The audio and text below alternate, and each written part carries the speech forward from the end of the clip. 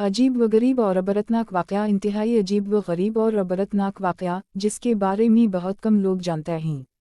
वो दोनों जिस जगह पर गुनाह करने लगे थे वो रोए ज़मीन का सबसे ज़्यादा मुक़द्दस मकाम था। जैसे ही इन्होंने गुनाह किया उसी वक्त इनके जिस्म पत्थर होने लगे, इनकी रूहें कब्ज़ा कर ली गईं और गोशत पौसत के जिस्म पत्थर के बनते चले गए।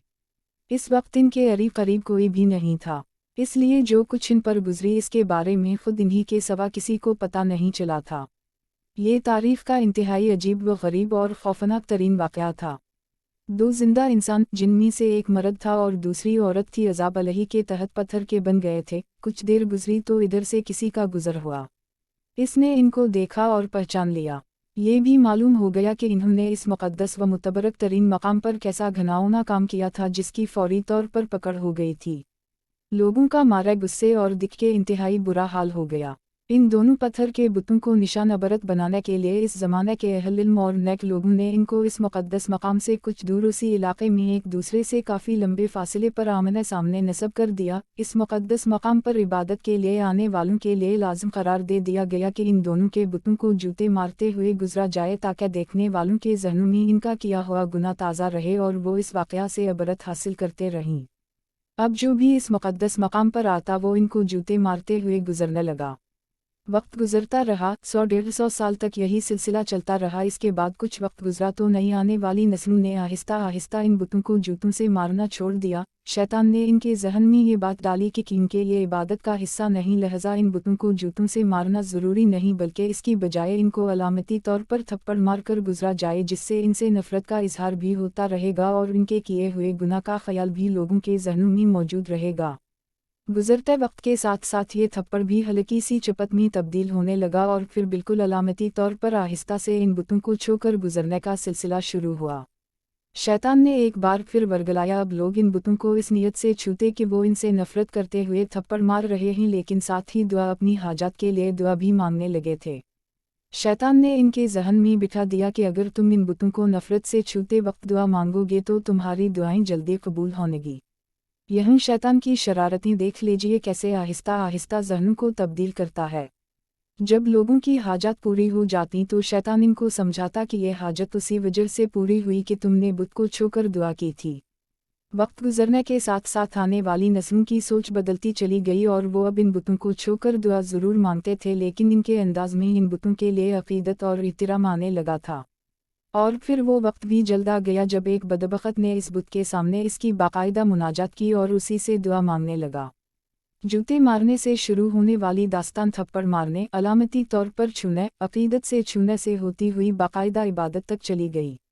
अब इन दोनों बुतों की बाकायदा पूजा की जाने लगी थी, इनसे मन्नतें और मरादें मांगी जाने लगीं। बदी और बदी के अबरतनाक अंजाम की अलामत अब दोनों बुत खुदा बना ले गए थे। एक वक्त आया कि इन बुतों को सजदे किए जाने लगे, इनके सामने कुर्बानी की जाने लगी और इनका शुमार बड़े बुतों में किया जाने लगा।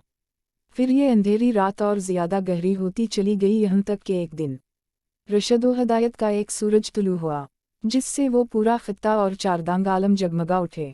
दुनिया से जहालत छटने लगी। एक अजीम हस्ती ने सारी दुनिया में एक ऐसा अजीम इनकलाब बर्पा कर दिया था जिसने रोज़ क़यामत तक जारी व सारी रहना था। एक दिन अरब का वो बादशाह जो गरीबों का वाली और बेकसों का सहारा था, फातेह बनकर इस मुक़द्दस ज़मीन में अन पहनचा। इनकी एक निगाह से बुत और बुत परस्त टूट कर बिखरने लगे। लोग तौबा ताइब होकर बुतों से दूर होने लगे। सबको अपने सच्चे खालिक व मालिक की पहचान होने लगी। हज़ारों साल से ये प्यासी ज़मीन, ये कुरा अर्ज़ हिदायत से सैराब होने लगी। ज़मीन व आसमान की मखलूक़ात ने हैरत से इस अजीम अलशान इनकलाब का मंजर पहली बार देखा था। एक दिन आप सल्लल्लाहु अलैहि वसल्लम अपने सबसे प्यारे साथी अली रज़ी अल्लाह ताला अन्हा के साथ खाना खुदा में दाखिल हुए। सब लात मनात के बुत तोड़े जाने लगे। बुतों के टुकड़े उड़ रहे थे और इनको पौजने वाले जो अपने सच्चे रब को पहचान चुके थे देखकर अपनी साबिका गुमराही पर पछता रहे थे।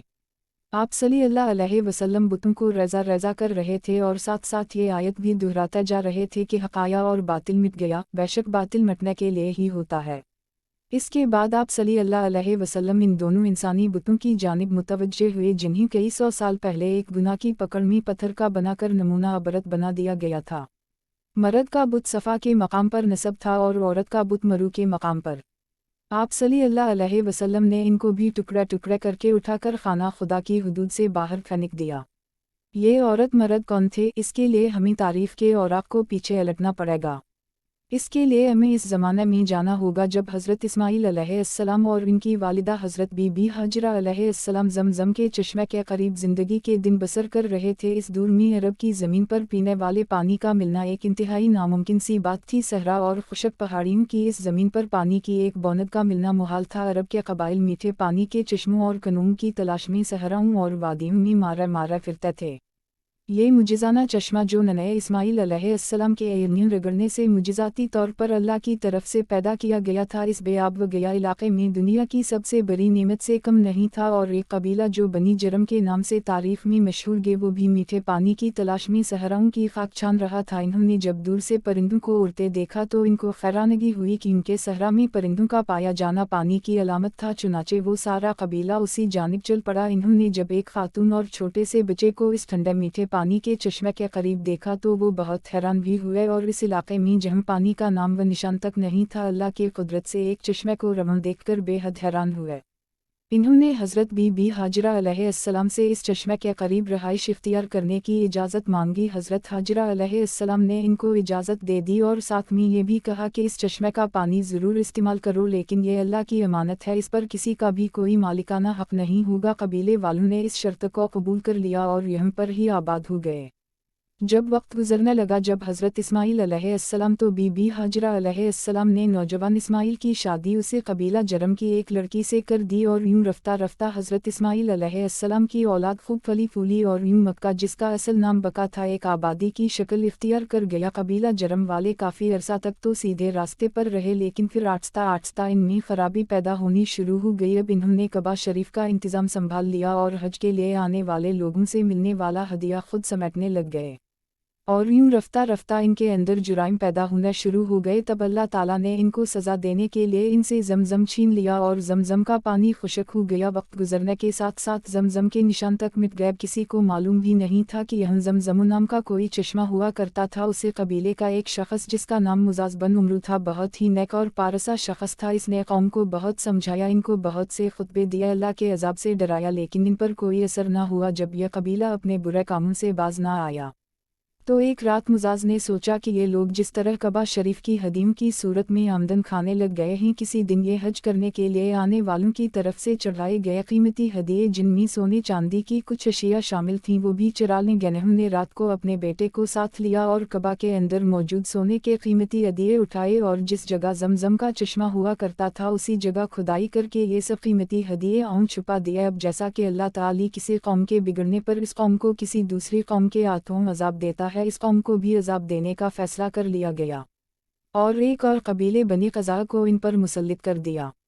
बनी क़ज़ा वालों ने बनी जरहम को मार मार कर मक्का से निकाल दिया। इनके कबीले के कसीर तादाद में अफराद को कत्ल भी कर डाला और यूं लटे पट्टे बनी जरहम यमन में जाकर आबाद हो गए। उसी ज़माने में इस कबीले के हम एक लड़के और लड़की ने जन्म लिया। लड़के का नाम ऐसा बन यला था और लड़की का नाम नाइला बन्नत जैद था। दोनों जब जवान हुए तो एक दूसरे के इश्क में गिरफ्तार हो गए और इन्होंने आपस में नाजायज़ ताल्लुकात कायम कर लिए। एक बार ये दोनों हज के लिए एक काफ़िले के हमरा मक्का मुकर्रमा गए। खाना कबा में इनको तन्हाई मैसर आई तो इन्होंने एक कभी फेल करने का इरादा कर लिया। चुनाचे जैसे ही गुनाह के मुर्तकिब हुए तो इन्हें अज़ाब इलाही ने आन घेरा।